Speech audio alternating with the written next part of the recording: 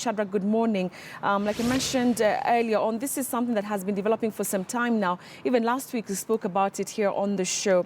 Maybe you could just talk to us about the demolitions today. At what time, do they start? And really, how many people have been affected by the demolition of the structures around this place that is set to have the road expansion?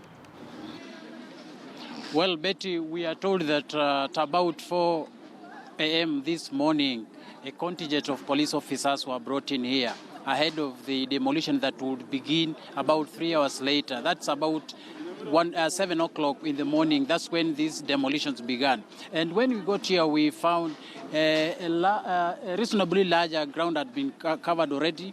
Several structures have been brought down. And I remember last week when we were here, there was a delegation from the Kenya Urban Roads Authority and other government agencies involved in this road construction project. Remember, this is a link project linking the Ngong Road to Langata Road, and it's expected that it will be taking about 600 to 1,000 meters, which is roughly 1 kilometer, to connect the two roads which will be passing through Kibera. And so this morning, remember, there was an earlier eviction order that had directed residents living along this transport corridor that had already been earmarked for the construction of this project to vacate. And it is estimated that although the government agencies involved in this construction have not really come out to give the exact number of people affected, it is estimated that about 20,000 people will be affected in this entire eviction and demolition process. And so this morning, demolitions have begun. And I remember last week, there was an undertaking from the government that demolitions would not begin until the enumeration process that will be done under what we call the resettlement action plan is complete. But many of the residents we spoke to earlier have expressed their shock that despite that assurance from the government, they woke up this morning to the surprise of a huge presence of bulldozers from the Kenya Urban Roads Authority. And so we are joined by one of the people who has been living here for some time, and we want just to get him and tell us, karibu sana ndugu yangu, na utuambie nini asubuhi kulikuwaje, tupe taswira kamili. Asubuhi walikuja wakatuambia tu kila mtu mahamisha vitu zake. So ikabidi sasa, najua it was too late because ujui utahamisha vitu utapeleka wapi, na hata hizo vitu kichukua utapeleka kwa nani, na uko na watoto. Sasa ndio ileta shida sana. So it was too late. So before tutoe hizo vitu, hata zingine tumewacha tu. So zile tumetoa tu ni ile kidogo kidogo. So but we want the government kabisa, hata kama ni road, kama ni barabara inapita hapo, at least wangepatia at least muda kidogo. Na serikali inasema ilitoa notisi wiki kama 3 mwezi mmoja uliopita wakiwataka muhame. Nini kimewafanya hamjakuwa mkihama kwa muda wote hadi leo ndipo mmepatikana? Shida ni moja. Walikuja wakatuita sisi kama wapangaji, wakatuambia tutaandikisha majina kwa landlord. So landlord yaandike majina zile hakuna na wapangaji. Sasa ikasemekana watatuma pesa. Kwa nini? Kwa wale wapangaji. Hamna kitu tumetumiwa. Hakuna. Hakuna kitu tumetumiwa. Kwa hivyo nini kilikufanya ukakosa kuhama muda ule uliokuepo ili uzuie kubomolewa na kuharibiwa vitu? Sasa kulingana na mimi kabisa, mimi ni hasala. Na hapa ndio mimi tumekaa miaka yote. Mimi ukiniambia niende nikakae huko Runda, naweza toboa. Kulipa nyumba ya Runda ni ngumu. Hauna pesa. Sasa hivyo ndio tulikakaa tukaona hapana. Sasa ni hivyo tu. Sisi ni IDB. Lakini serikali kama itafinya kweli maskini. Tumefika mahali mimi naona kama matajiri wanafinya maskini. Hivyo tu. Mimi naweza sema matajiri wakuja wakae chini, waelewa ya kwamba hata sisi maskini tunatoa ushuru. Hatukosi kutoa ushuru, tunatoa ushuru kubwa sana. Wale watu wanafanya kazi kwa wingi, wale wameajiri, wale wameajiriwa kwa serikali ni wengi. Ni wachache sana, lakini wale wamejiajiri kama mimi tuko wengi sana bana. Sasa angalia. Sasa hizo unataka kuniambia nitaishi wapi? Hata kama mtavana. Pole sana. Well, Naomba tu serikali tafadhali, saa ile wakati wa uchaguzi wanakuja. Wakati wa uchaguzi watakuja. Na wanakuja kwa sisi maskini. Wanakuja kuomba kura. Lakini saa hizi venye tunapomolewa hivi, hao nao wanaangalia kwa TV. Na saa hizi hata wananiona.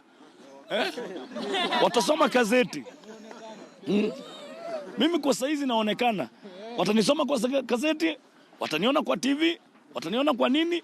Lakini mimi naomba tu serikali, wakati wa uchaguzi wakikuja, na tena hata sisi ndio wenyewe tumeona, na aliye juu, aliyeumba mbingu na ardhi, hivyo tu.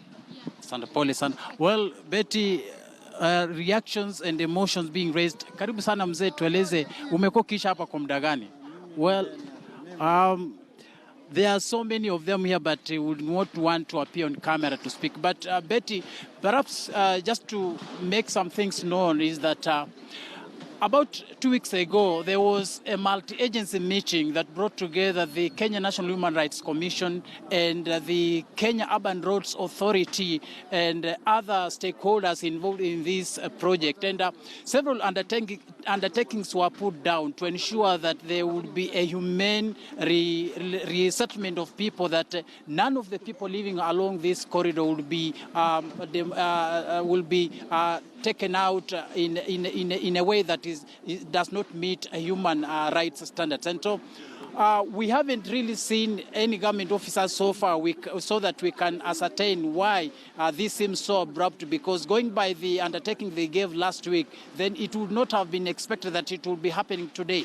But again, on their part, the government said, well, this is a government land, and that government land can be taken over any time without much consideration. And so one of the things the government maintained through the chairperson of the Kenya National Human Rights Commission, Kibera Mbogori, they said this being a government land, any form of compensation was completely ruled out, and that the only thing that the people affected along this corridor would be for the government, in what they called acting in good faith, to enable them at least move ahead with their life by giving them some small cash token, at least to ensure that if they move ahead, they will not struggle so much. And so we really don't understand how this happened, because for that again to happen, the enumeration exercise had to take place, and that enumeration exercise began last week, and it had been promised that perhaps in 1 week or so, or maybe 2 weeks, and then again another undertaking from the government was that schools would not be affected. But remember, just a few meters from here, there's a school behind me, which is along the corridor. From what I can see, it is just a few meters to that school. And in what could appear like the authorities reneging on the earlier promise, even the schools along this corridor will be affected, because in their earlier promise they said none of the schools would be affected until when schools close. Before now, they will now move in to demolish. And we will be engaging more people here just to get their reactions, but we are on the ground to get exactly what the picture is. And again, we will be waiting to get any communication from the necessary authorities from the government, just to understand and ascertain how this has come, even besides that earlier promise that it will not be coming anytime soon until they have been given time to move out and to relocate to safer places. Back to you, Betty. Shadrach Miti there reporting from Kibera. As you've heard there, the residents really emotional, asking questions, where do they go, because there's no compensation that is in sight, with most of them having structures, whether it's houses along that particular area where KURA, that is the Kenya Urban Roads Authority, is starting, of course, to demolish the structures today to pave way for road expansion.